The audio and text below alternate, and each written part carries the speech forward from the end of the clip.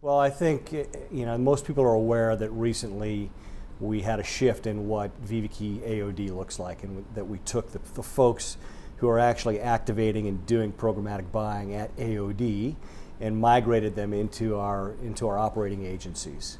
And there's a number of reasons for that, but I think the primary reason that we did that is you have to remember one thing, and that is that programmatic is a way of buying media as opposed to being a type of media. Many people think, geez, programmatic is a type of media that I'm going to go buy. In reality, programmatic is a way to buy media. And if you think about what SMG is and what the media agencies that are part of Publicis Group are, they're experts in planning and buying media. So it makes perfect sense that we would have that capability, that programmatic buying capability within our agencies rather than having it be siloed. And it made sense to silo it at the beginning. When any technology or any new way of buying is nascent and new, you see specialized agencies or silos develop, much like search was in the early days. You had very specialized agencies. As it grew and gained scale, it made sense to integrate that with the agencies. I like to think that when something is nascent, the specialization trumps integration, and once we gain scale and acceptance in the marketplace, you begin to see integration trump specialization. And so it made sense that we had reached a point where we take those experts in programmatic buying and we bring them closer into the agency. And that drives, integration. As I said, integration, I think, now trumps the specialization. So now we've got our programmatic buyers sitting with our teams, sitting with our strategy folks, our planning folks on the client team, and these are the people who know clients best, and they know the client's consumers best. And so we can now begin to take programmatic and actually fit it into a holistic media plan and execution, which is key. And the other thing is it allows us to grow programmatic more aggressively now. So now that we have the programmatic folks as part of our actual client teams, we can not only educate our own client teams, but we can educate the client, right?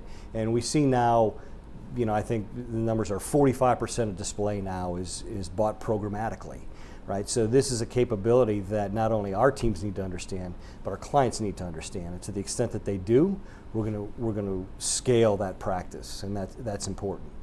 And then I think the last thing is the last reason for it, and actually byproduct of actually bringing these folks into the agencies, is that we'll close the loop on insights. I think one of the early promises of programmatic was that, yeah, we can buy more efficiently, we'll deliver the right message to the right person without wasting a bunch of impressions, and that's absolutely true. But the second big promise was, hey, we're going to learn about the audience as we go along, and we're going to take those insights and we're going to feed those back to the advertisers so that they can use those insights holistically across all of their executions, whether they be traditional television buys or radio buys or what have you.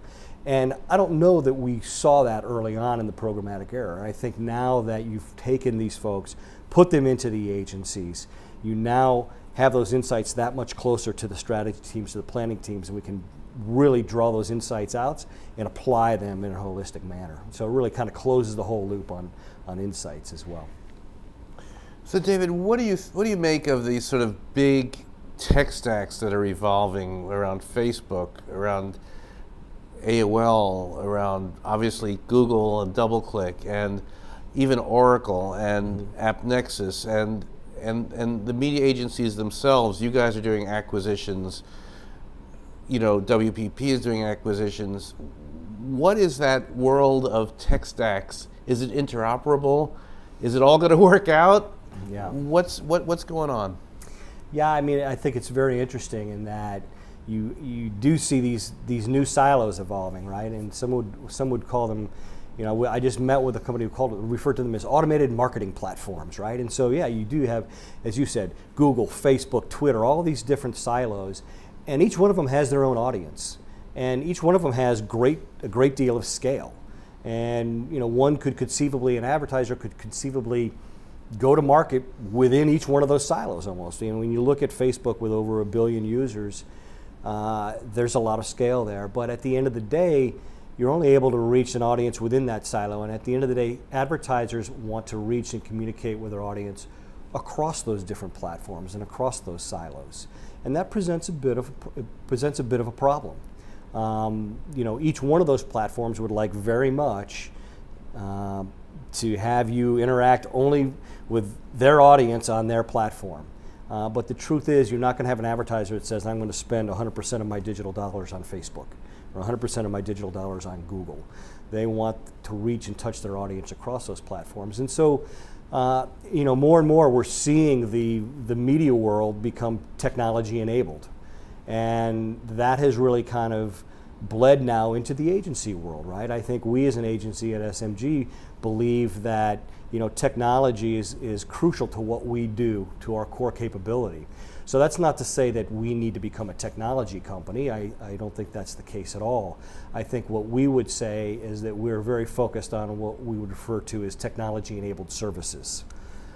Where in the past, where our core capabilities revolved around our people and service, that is still the case. But we need to be well schooled in technology, and we need to either partner or in some cases own the right technologies that allow us to kind of reinvent ourselves and to lead in the marketplace. A great example of that is the Run acquisition that we did recently. That's a case where you know, it actually gets to your question about the different silos, right?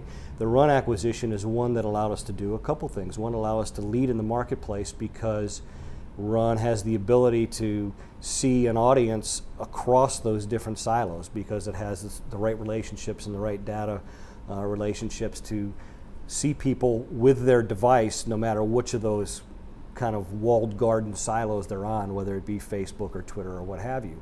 So in that case, we felt it very important that we own that technology to help us solve that problem.